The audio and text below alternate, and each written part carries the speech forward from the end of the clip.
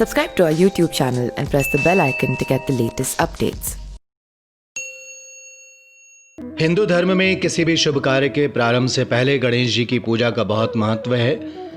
विवाह हो, व्यापार की शुरुआत हो, गृह निर्माण हो या कोई भी शुभ कार्य हो, सबसे पहले गणेश जी की ही पूजा की जाती है। शास्त्रों में भी गणेश भगवान को प्रथम पूज्य बताया गया है और कार्यों में आने वाले विघ्नों को हरने वाला बताया गया है। गणेश जी को कई नामों से जाना जाता है, जैसे गणनायक, गणपति, लंबोदर। लेकिन क्या आप जानते हैं गणेश जी का एक स्त्री रूप भी है। जिस प्रकार भगवान शिव, विष्णु और अन्य देवताओं के स्त्री रूप हैं, उसी प्रकार गणेश जी का भी स्त्री रूप है, जिसे विनायकी के नाम से जाना जाता है।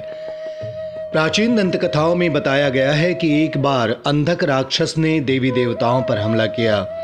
वो हर ओर अपना राज स्थापित करना चाहता था। इसके साथ ही वो माँ लक्ष्मी को अपनी पत्नी बनाना चाहता था। अपने इसी दुस्साहस से उसने माँ पार्वती को बंधक बना लिया। इसके बाद जब माँ पार्वती अपनी रक्षा के लिए भगवान शिव का आह्वान करती हैं, तो भगवान शिव प्रकट होकर अपने त्रिशूल से अंधक का वध कर देते हैं। परंतु अंधक के वध के बाद उसके खून की बूंदें जमीन पर गिरने लगी।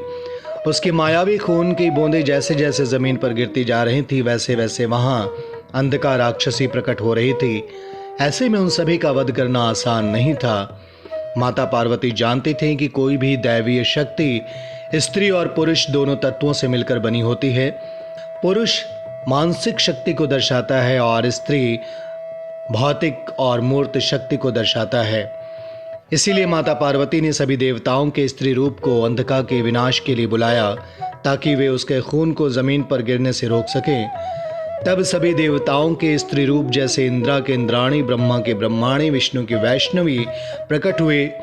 बताया जाता है कि तब भगवान गणेश ने अपने स्त्री रूप को प्रकट किया था और अंधका के खून को जमीन पर गिरने से पहले ही पी लिया था। तब भगवान शिव अंधका का वध कर पाए थे।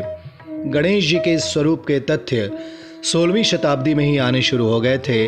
इसके अलावा खुद विशेषज्ञों का ऐसा मानना है कि गणेश जी का स्त्री स्वरूप नहीं बल्कि माता पार्वती की सहेली मालिनी है, क्योंकि उनकी सहेली का मुख भी गणेश जी के ही समान था।